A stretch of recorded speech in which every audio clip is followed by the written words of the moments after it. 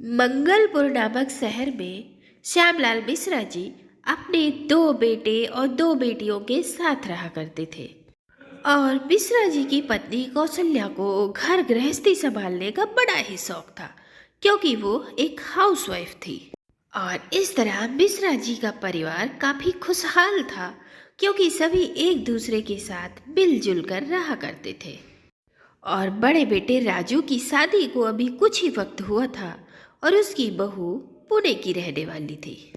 यूं तो रश्मि ब्राह्मण परिवार से थी, लेकिन साउथ इंडिया में रहने की वजह से उसका खान पान बिल्कुल दक्षिण भारतीय की तरह था।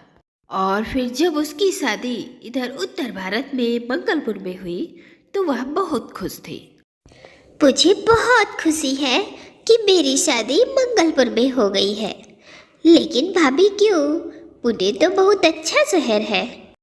लेकिन वो क्या है ना, मैं पुणे में रहते रहते बोर हो गई हूँ। वहाँ का खाना पीना रहन सहन देखकर मैं बोर हो गई हूँ। और इतना बड़ा शहर है ना कि पढ़ाई के लिए कहीं बाहर जाने की ज़रूरत ही नहीं। मैं चाहती थी कि मेरी शादी कहीं दूर शहर में हो, और देखो वैसा ही हुआ। अरे बहू, ये तो बहुत अच्छी बात है, वरना आजकल की लड़कियां अपनी ससुराल की सिर्फ बुराई ही किया करती हैं, कभी उससे खुश नहीं रहती। अरे भाई हाँ, हमारी बहू बिल्कुल ठीक कह रही है। हमारी बहू साउथ से सीधा नॉर्थ आ गई है, भारत के एक कोने से दूसरे कोने में। आप बिल्कुल ठीक कह रहे हैं पापा। भाभी का तो पूरा कल्चर ही बदल गया। देखिए ना, कहाँ से कहाँ आ गई, और यहाँ आकर भी ये कितनी खुश है। अच्छा रश्मि बेटा, देखो रसोई की जिम्मेदारी तो तुम्हें ही निभानी है। ऐसा करो, तुम खाना बनाना सुबह से ही शुरू कर दो। अच्छा बेटा? जी मम्मी जी, मैं आज से ही किचन का काम संभाल लेती हूँ। और फिर कुछ देर के बाद रश्मि खाना बनाकर सभी के लिए परोस देती है। अरे वाह वाह वाह, आज तो हमारी बहू ने खाना बनाया है, जरूर बहुत स्वादिष्ट होगा। मैं सब समझ रहा हूँ पापा, आपके कहने का क्या मतलब है। आप बिल्कुल ठीक कह रहे हैं भैया। आप जानते हैं भाभी के हाथ का खाने का नाम सुनकर वो इतने खुश क्यों है, ये सब हम अच्छे से जानते हैं। अरे आंचल, बोल तो तू ऐसे रही है जैसे भाभी के बनाए खाने की खुशी तुझको नहीं है। बिल्कुल ठीक कहा मम्मी आपने। मुझे तो लगता है पापा से ज्यादा खुश आंचल होगी। आप सब लोग ये क्या बात कर रहे हैं? मुझे तो कुछ भी समझ में नहीं आ रहा। वो सब ठीक है, अब चलो तुम खाने का डब्बा खोलो और सबके लिए खाना परोसो। अब आंचल ने खाने का डब्बा खोला और सबकी थाली में खाना परोस दिया। लेकिन ये क्या, खाने को देखकर सबके चेहरे क्यों उतर गए। खाने को देखते ही सब उदास हो गए और ये सब माजरा आंचल को समझ में ही नहीं आया। क्या बात है, आप लोग खाने को ऐसे क्यों देख रहे हैं? आप लोगों को खाना अच्छा नहीं लगा क्या? अरे आंचल, ये क्या, तुमने तो सिर्फ रोटी और सब्जी बना दी है। हाँ बहू, हमने सुना था कि बेंगलोर में, पुणे में बहुत अच्छी अच्छी डिशेज बनती है, तो हमने सोचा था तुम आई हो तो पुणे की कुछ फेवरेट डिश यहाँ भी बनाओगी। हाँ भाभी, ये रोटी सब्जी देखकर तो मेरी भूख ही मिट गई। मुझे नहीं खाना ये सब। अरे ये आपने क्या किया भाभी? बड़ी उम्मीद के साथ मैं आपका बनाया हुआ खाना खाने के लिए बैठी थी, कब से मुंह में पानी आया जा रहा था। अरे मुझे तो लगा था आप लोग यूपी के रहने वाले हैं और यहाँ के लोग तो ज़्यादा रोटी सब्जी खाते हैं ना। अरे नहीं नहीं बहू, ये बिल्कुल गलत है। अरे तुम अभी तक नहीं समझी? अब तुम महाराष्ट्र की रहने वाली हो और वहाँ लोग सुबह शाम दोपहर ज़्यादातर चावल खाना पसंद करते हैं। और तुम जानती हो हमारे घर की भी यही परंपरा है। मिश्रा परिवार सुबह शाम दोपहर चावल खाना पसंद करता है, और इसीलिए सब खुश थे कि आज तुम जरूर उनके लिए चावल बनाओगी। हे भगवान, ये आप लोग क्या कह रहे हैं? मैं तो बहुत खुश थी कि मेरी शादी महाराष्ट्र से इधर यूपी में हो गई है, तो इसी बहाने मेरा चावल से पीछा छूटेगा।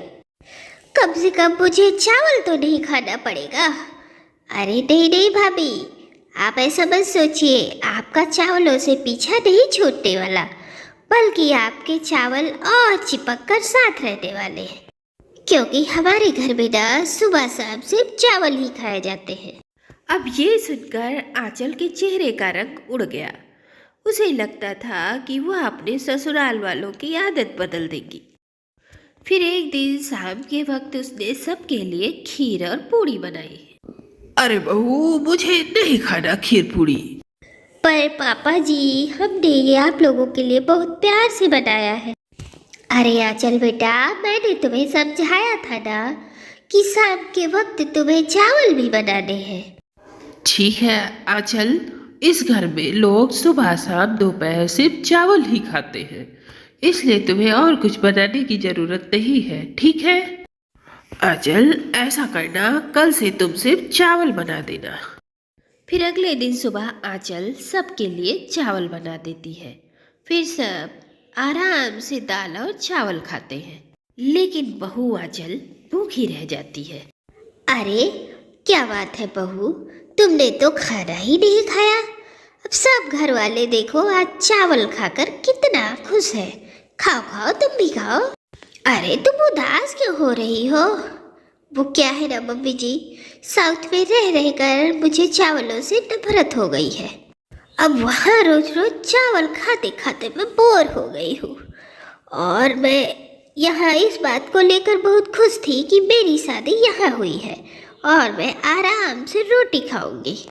लेकिन मम्मी जी देखिए ना, यहाँ कोई तो रोटी खाने को तैयार ही नहीं है।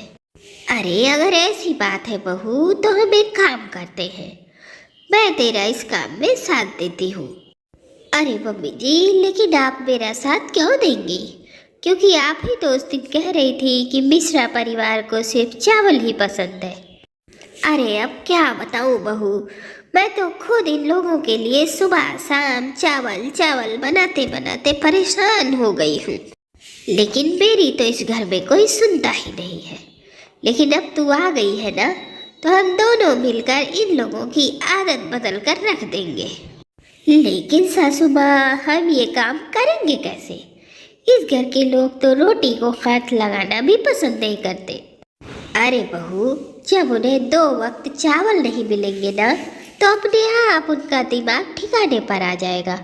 बहू तुम एक काम करना, इस चावल के डब्बे को ना तुम छिपा देना, और सुबह तुम रोटी बनाना, और जब कोई पूछे चावल कहाँ है तो कह देना चावल खत्म हो गए। अब अपनी सास के कहने पर आंचल वैसा ही करती है, लेकिन अब सब लोग उससे नाराज हो जाते हैं। देखे बहू, हम में से किसी ने ठीक से खाना नहीं खाया। अभी तो चल गया, पर आज शाम को सिर्फ चावल ही बनने चाहिए। और फिर शाम के वक्त जब आंचल अपनी रसोई में चावल बनाने के लिए जाती है, तो उसकी सास वहाँ आती है। अरे बहू, कोई जरूरत नहीं है, थोड़े से चावल बना लो, बाकी की ये रोटी और सब्जियां हैं। लेकिन मम्मी जी, कोई नहीं खाएगा रोटी सब्जी। अरे बहू, तू मेरी बात तो सुन, मैं जैसा कहती हूँ तू वैसा ही कर। अब अपनी सास के कहने पर आंचल थोड़े से चावल बनाती है और रोटी सब्जी, और जब वह खाना परोस कर देती है, और जैसे ही आंचल दाल चावल परोसती है, तो उसकी सास चुपके से दाल उठाकर पेच के नीचे फैला देती है। अरे बाप रे बाप, ये क्या हो गया? गलती से मेरी दाल नीचे बिखर गई। अब सब दाल चावल कैसे खाएंगे? क्या मम्मी, इतनी तेज से भूख लगी हुई थी? चलिए कोई नहीं, जो भी है वही दे दीजिए। मैं कॉलेज से थका हारा आया हूँ और तुमने सारा खाना फैला दिया मम्मी। आप लोग परेशान मत होइए, हमारे पास रोटी और सब्जी भी है, आप लोग चाहो तो उसे खा सकते हो। अरे बहू, बहुत भूख लगी है, जल्दी से दे दो। अब जब सभी लोगों ने सब्जी और रोटी खाना शुरू किया, तो उन्हें एहसास हुआ कि आंचल दाल चावल से ज़्यादा सब्जी और रोटी भी टेस्टी बनाती है। और फिर सबने पेट भर के रोटी और सब्जी खाई और उसकी तारीफों के पुल बांधते रहे। और फिर अगले दिन शाम के वक्त अरे क्या बहू, आज फिर तूने चावल नहीं बनाया क्या? अरे नहीं, वो क्या है जी, पड़ोस वाले वर्मा जी के यहाँ से पनीर की सब्जी आई थी। अरे उनके यहाँ फंक्शन था ना, तो मैंने ही बहू से कहा कि थोड़ी सी रोटियां बना ले, पनीर की सब्जी है ही है, और चावल वैसे भी खत्म हो गए थे। ठीक है मम्मी, जो भी आंचल ने बनाया है वही ले आए। चलो आज पनीर के साथ रोटी खाकर देखते हैं कैसी लगती है। अरे वाह, पनीर के साथ रोटी तो बहुत टेस्टी लग रही है।